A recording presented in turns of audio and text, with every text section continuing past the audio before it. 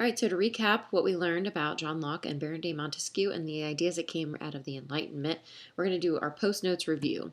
So in the post notes review, you're going to need to write down the words that pop on my screen that we're going to fill in the blanks on your paper. So again, you can always pause the video and write those notes in if I'm going too fast for you. So we're going to start off with Baron de Montesquieu and reviewing his first concept of separation of powers. So this means that he suggests that the government be separated into three distinct parts and that each have their own rules and their own powers. So Baron de Montesquieu really admired the governments that separated the powers of the government into three distinct parts. And then by separating them and allowing the governments to have their own role, or each part of the government have its own role and their own powers, it kept the government from becoming too powerful. And that sounded like a great idea to our founding fathers, who had felt like King George, their previous ruler, when we lived under as the 13 colonies in America, they felt that King George was too powerful over them. And so when we broke free from Great Britain and King George was no longer our ruler, we wanted to make sure that our government was not going to become too powerful.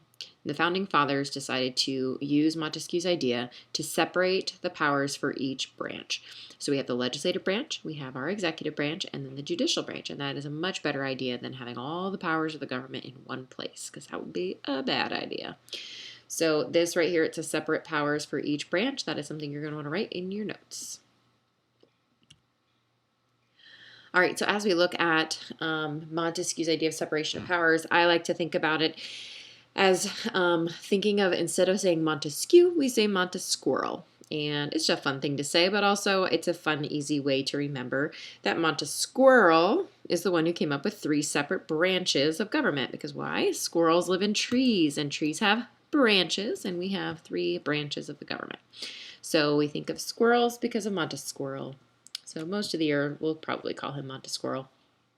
And it's an easy way for us to think about three separate branches of the government. Another thing that Montesquieu is known for is saying that every government should implement a system of checks and balances in order to keep one branch of the government from gaining too much power. So not only should you separate them, but you should also put in place the system where each branch has the authority to check and balance out the other branch of the government. So another little technique thinking about squirrels is that we think about like squirrel runs around through all the different branches and checks and balances out the tree. So he's checking the acorns, he's balancing out the tree, right? And some students came up with that idea a couple years ago, and it stuck. So we think about Manta Squirrel because squirrels live in trees and trees have branches, and we have three separate branches of the government. And the squirrels run around the trees and they're balancing out the tree by looking at the acorns, and they're checking the acorns and they're balancing out the tree. If it helps you remember Montesquieu is the guy who came up with separation of powers and checks and balances, I hope you will use it. So, we're also going to review John Locke. So according to John Locke, all people are entitled to certain natural rights that all governments should protect, right? It's the job of the government to protect your natural rights that, according to John Locke, everyone is born with.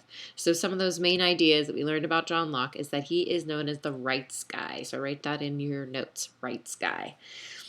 Because he says that all people are born with certain rights and that they cannot be taken away from you, right? You're born with the rights. They shouldn't be able to be taken away. And these are your rights of life, liberty, and property. And your natural rights must be protected by the government. That's their main job, is to protect your natural rights, according to John Locke. And we always like to remember this as saying that you turn the key to the right to lock something. So you turn the key to the right because John Locke is the rights guy. And you think about Locke, his last name, Locke. You can think of an actual lock where you would put a key. So we can remember this by thinking about turning a key to the right to lock something. Turn the key in the lock to the right. So he's the rights guy, and his last name is Locke. The Enlightenment thinker John Locke also developed the concept known as social contract.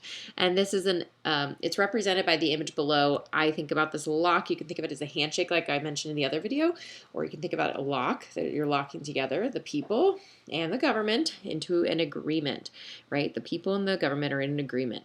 The people give up some of their freedoms in order for the government to keep them safe and protected. And when and if that social contract were to be broken, the people have the right to alter that government, meaning bring about change. So John Locke, the guy who created the social contract, it's this, the people make an agreement with the government, right? So the people will give up certain freedoms, and then the government must keep the people safe and protected in return. We also talked about that as in class, using the example of like, I can't drive as fast as I want, right? Because the social contract says I have to give up my right to drive like a crazy maniac in exchange for safer streets. That would be just like an example of like a social contract in action. So to remember this concept, we can think about citizens getting locked into a contract or a social contract. If citizens feel that the government is harming them and no longer protecting their natural rights, then the citizens have the right to change it or revolt.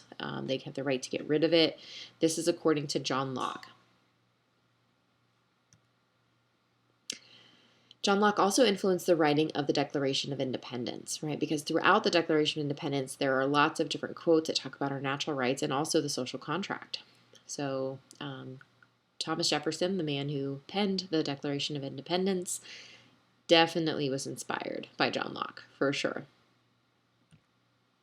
So just to wrap it all up, John Locke is known as the rights guy. We can remember this by turning the key to the right in the lock, or turn the key to the right to lock something. His last name is Locke, and he's the rights guy. He also created the social contract.